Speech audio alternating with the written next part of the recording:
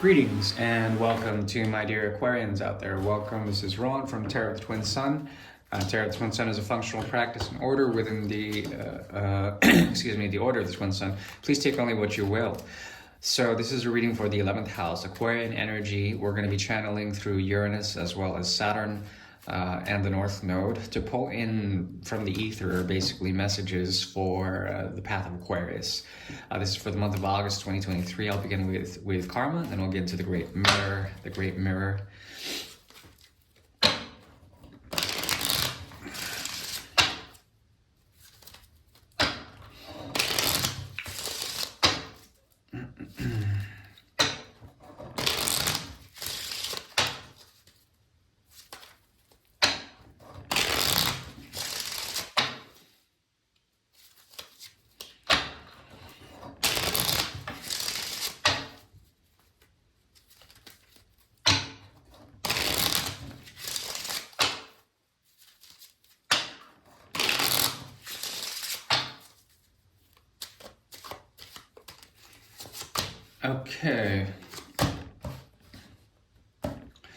Okay, so there's a sort of return, a movement from the future tense into the past. It brings you to the Queen of Cups. Queen of Cups is watering the past with the tears of the Queen. There's something that you were connected to, that you may still be connected to when it comes to a commitment, a place of work, some sort of community, and you are beholden to it, but you water the earth with the tears of the Queen in terms of this. You lay the rose down. The Queen is also idealizing some sort of new Ace of Cups energy, and it's coming into the form of Two of Swords and the Four of Swords in the reverse, the Six of Swords. What this points to essentially is a way of waking up to a type of realization after perspectives, okay? And then it causes this sort of weeping of your current self to water the past, to bring water to old commitments, to old structures. So in the future, I do see some form of departure and then an immediate return. This has to do with like looking into the future. The Queen is looking for essentially the Ace of Cups. She also looks for a platform on which to choose. And this is Aquarius energy, so essentially you bring the water to the past, but as you travel over water and provide this sort of currency to move to a new platform, to move to a new structure of your life, when it comes to making a choice, it will come about. What is it leading to eventually? Six of Pentacles. Aquarius is very much in the present, in August, and you're going to have the capacity to give your resources off to various places. This is a mode of conservation, but it also is a way for you to deal with crisis by shedding in some sort of way. Shedding. It's like shedding skin or shedding light in the form of tears to the past in order to move to the future and find a platform of choosing.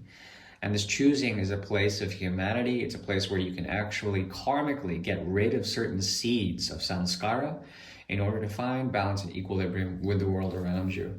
What motivates you? Three of Swords in reverse. There's some form of healing process going on right now, at least for the month of August 2023, and I would advise to pursue it as much as possible. Now we're going to go into the Great Mirror, a 9-card spread. And it will show the energy of Aquarius and his significant other. How you deal with this other is up to you. But it will show up in the cards, essentially, in terms of a conscious connection, a subconscious and unconscious connection, and how things like sort of line up in the mirror.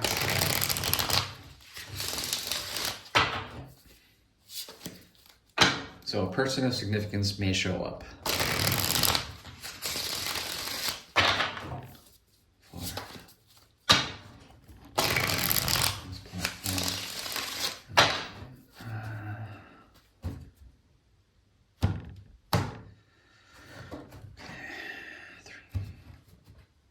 Okay, there's a rebellious energy here, and it comes from a place of fear and perhaps disappointment.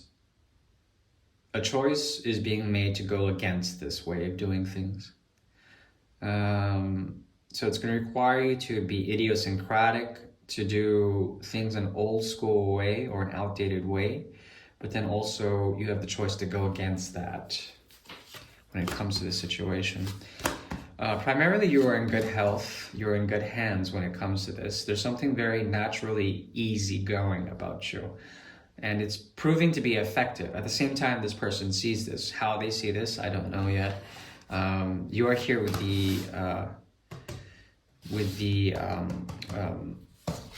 the card of Chariot in the reverse. There's something about the last season, last month, that has brought you to this point, wherein there's a great potential, you're bursting with energy in the month of August, and that's a good thing. There also is a possibility of you trying to conserve that energy in some sort of way. This would require you to excise or to exile certain people out of your life in order to find this sort of stability. Because you're crystallizing this month. I find it to be crystallizing, and then not only in that crystallization, it's like trapping water into stone, becoming a vessel of sorts, a vessel of information. They have the five of rods in the reverse. There is a type of process that they're going to in order to get to the 6 or go back to the 4. They need stability in what they're doing. They seem to be crossed in this process, cross-processing. There's something about them that may be able to shift in their way of doing things. They feel tension, and they're trying to let that go in some sort of way. What they're also trying to pull from you is the Ace of Cups in a way. They want to do it from a place where it's like they don't even care. Also, they have the card of Aquarius and Leo down here, La Force. Now, this is a very clear indication that on an unconscious level, there's a great deal of attraction and desire and a force or gravity between you two. But it's also a mode of dissension. It's like you can't see each other eye to eye, or there's something about it where the 4th and 5th house, the 4th house gets turned upside down into the 10th, and then it's the 5th house and the 11th house. So there is a movement about this selfish quality, selfless quality, selfish, selfless, selfish, sort of bipolarity, wherein you're negotiating one half of the zodiac with the other, primarily through the 4th, the 10th, and the 11th houses. The 5th, 4th, 5th, 10th, 11th. And because of such, it's very polarized. And there's a tendency, at least for the spiritual connection, to sort of idealize itself, okay? But it's very strong. It has to do with the Chariot as well as La Force, or strength. And there's a sense of departure, a sense of like idealization. There's a need to sort of be old school romantic on one side, and then there's a need to be like sort of forward thinking, creating your own ideals, losing yourself in the mind. And what I see here is a sense of newness in it all. There's a renewal quality here with the four of moons, or the 4 of pentacles, and then the 4 of cups being together. There's a sense of newness in it all. It's like shifting paths, shifting ways, from one to another. It's a push or pull sort of dynamic here. So it's terribly confusing in terms of that. I think there's something about you that needs to sort of ground yourself, not be sort of so mired about what you can give this person. They do have an expectation here, but they also want to pull out your shadow, or they hold their shadow back from their own realities. There also is something here about the Lovers card, marriage, and union, trying to figure out if this person is in it for like something in terms of a connection, or some sort of union. And that's sort of the thing. It's like they want to reach out, but they can't. They're called to reach out and bind, but they can't. And there's something about you that wants to activate the 12th house, but you can't, because there's like a double sort of catch-22 thing going on. There's a lot of trepidation, but I do see here a new page of idealization.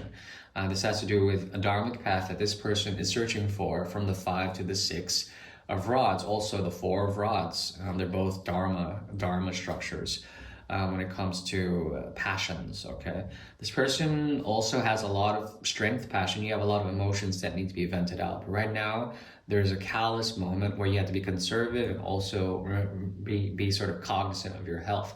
The South Node and the Moon are going to be very informative for you. The Moon, big time. So look to anything that has to do with the 4th house. Yeah, the 4th house is all about like sort of going inwardly within, checking out structures of your home, making sure your rituals are good, making sure your inner world is being taken care of, making sure your sutras are clean, that your mantras are all aligned, etc.